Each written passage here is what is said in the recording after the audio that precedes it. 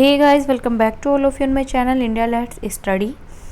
Today we are discussing about 30 most important questions for chemistry. Class 7 है आज हमारी chemistry की, जिसमें हम डिस्कस करने वाले हैं 30 ऐसे क्वेश्चन जो आपके एग्ज़ाम में कई बार ही आ भी चुके हैं। कुछ ऐसे हैं जो नहीं आए हैं लेकिन तभी भी वो बहुत ज़्यादा इंपॉर्टेंट है, आने की उनकी संभावनाएं होती हैं। वो नहीं तो उसके कुछ ऑप्शन से आ जाते हैं एग्ज़ाम में क्वेश्चन। तो सारे क्वेश्चन डिस्कस करेंगे, ज़्यादा नहीं है, इसलिए वीडियो लास्ट तक देखें बिल्कुल। और ये जो हमारी क्लासेस हैं वो यूपीएसआई, यूपी एडिट जूनियर और पैट के लिए स्पेशल क्लासेस हैं, जिसमें कि हम जनरल साइंस डिस्कस कर रहे हैं और उसमें केमिस्ट्री के आज कुछ क्वेश्चन डिस्कस करेंगे। नेक्स्ट क्लास जो है हमारी, इसमें हम फिजिक्स के कुछ क्वेश्चन डिस्कस करेंगे। तो UP edit junior and SI and PAT के एग्ज़ाम के लिए केमिस्ट्री और फिजिक्स की जनरल साइंस की क्लासेस डेली देखें आप हमारे चैनल इंडिया लेट्स स्टडी पर। तो स्टार्ट कर लेते हैं अपनी आज की क्लास। स्टार्ट करने से पहले सब्सक्राइब कीजिए हमारा चैनल इंडिया लेट्स स्टडी। तो फर्स्ट क्वेश्चन है हमारा, न्यूट्रॉन की खोज की थी। तो ये जो हमने क्लासेस की हैं केमिस्ट्री की, अगर आपने अभी वो नहीं देखी हैं तो सारी क्लासेस का लिंक आपको डिस्क्रिप्शन बॉक्स में मिल जाएगा। आप 1 बाय 1 करके अगर उन्हें देखते हैं तो ये सारे क्वेश्चन आप चुटकियों में कर देंगे, आपको बिल्कुल भी टाइम नहीं लगेगा, क्योंकि ये सभी कुछ हम क्लासेस में डिस्कस कर चुके हैं। तो न्यूट्रॉन की खोज हमारी किसने की थी? इसका आंसर हो जाएगा हमारा ए, चैडविक ने। इसकी हमने ट्रिक भी देखी थी, एक ईंट पर नाच। नेक्स्ट क्वेश्चन है, रेडियोधर्मी तत्व किसका उत्सर्जन है? पराबैंगनी किरणों का, अल्फा बीटा गामा विकिरण का, रेडियो तरंगों का या अवरक्त विकिरण का? तो जो हमारा रेडियोधर्मी तत्व है वो हमारा अल्फा बीटा गामा विकिरण का उत्सर्जन है। तो राइट आंसर हो जाएगा हमारा option number B. Option number B हो जाएगा अल्फा बीटा गामा विकिरण का।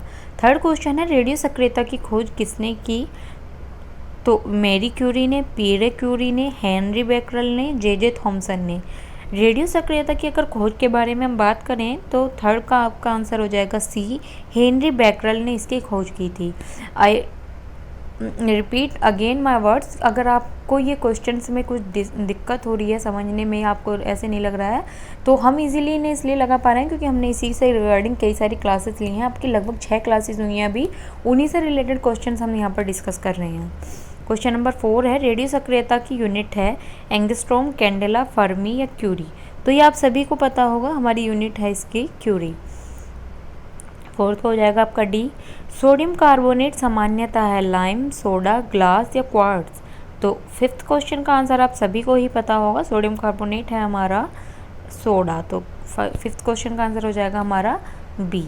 ठीक है, नेक्स्ट देखते हैं।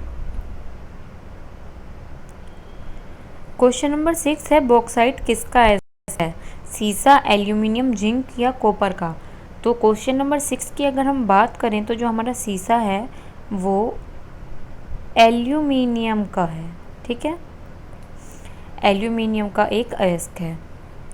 बात करें अगर हम क्वेश्चन नंबर 7 की, प्लास्टर ऑफ पेरिस का सूत्र है CaSO4 into 5H2O, CaSO4 into half H2O, CaSO4 का whole twice H2O, CaSO4 into MgO। ठीक है, तो इस क्वेश्चन के लिए हमने चैनल पर ट्रिक भी बताई है कैसे आप इसको याद कर सकते हैं। एक पूरी क्लास है जिसमें केमिस्ट्री के कुछ फॉर्मूले वगैरह याद करने, जो बड़े बड़े फॉर्मूले से हैं उनको याद कर, फॉर्मूलाज हैं जो उनको याद करने की ट्रिक बताई हुई है हमने। ठीक है, तो इसका आंसर हो जाएगा हमारा ऑप्शन नंबर 7, क्वेश्चन नंबर 7 का option number B, CaSO4 into half H2O। Next question है, चूना पत्थर का रासायनिक नाम क्या है? तो calcium chloride, calcium oxide, calcium carbonate या कैल्शियम सल्फेट? तो बात करें अगर क्वेश्चन नंबर 8 की तो सी है उसका राइट आंसर, कैल्शियम कार्बोनेट। ठीक है, क्वेश्चन नंबर 9, किस खनिज द्वारा लोहा प्राप्त किया जाता है?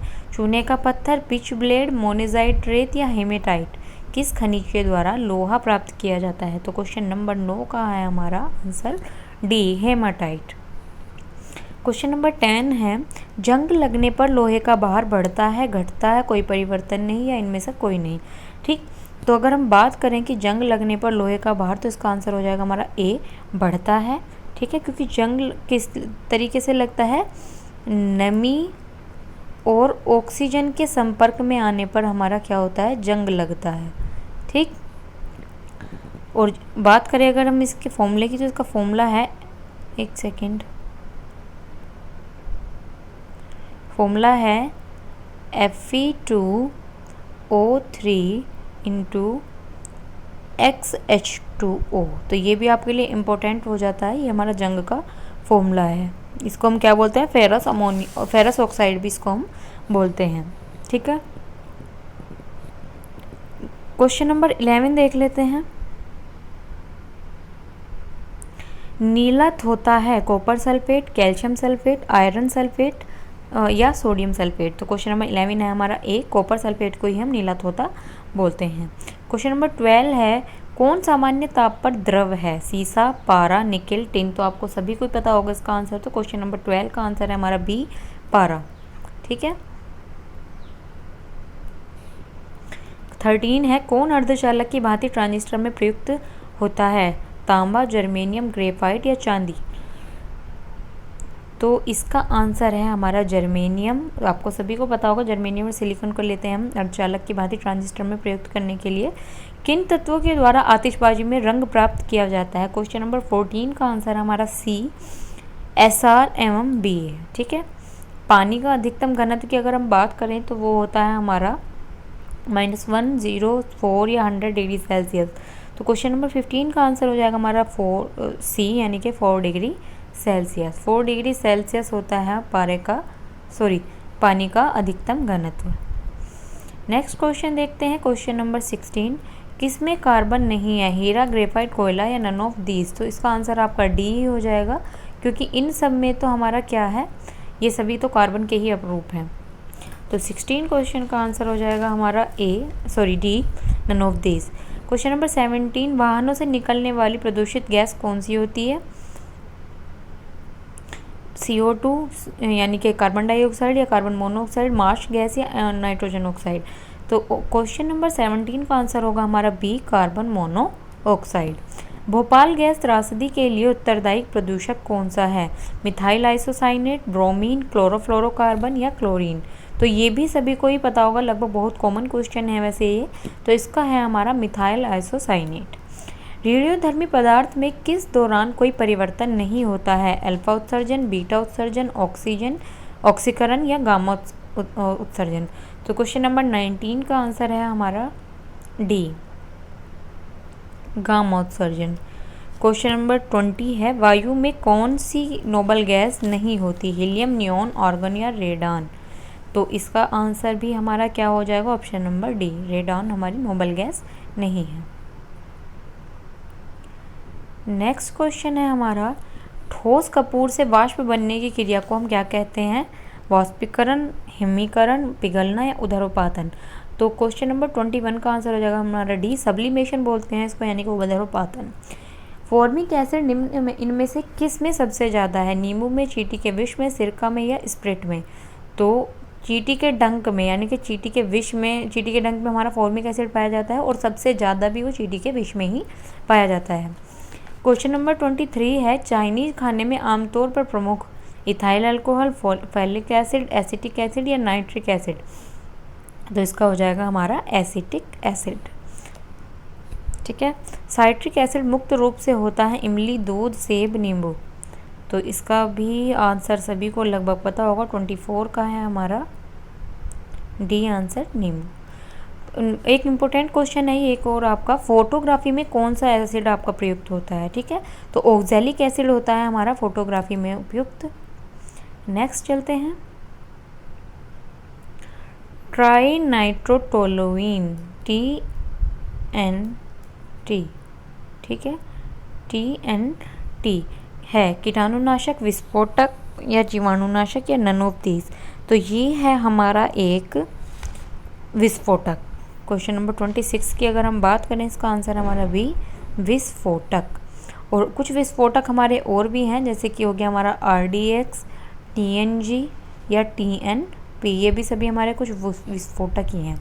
क्वेश्चन नंबर 27 है प्राकृतिक रबड़ किसका बहुलक है, ब्यूटाडाइन, एथिलीन, आइसोप्रीन या स्टाइरीन।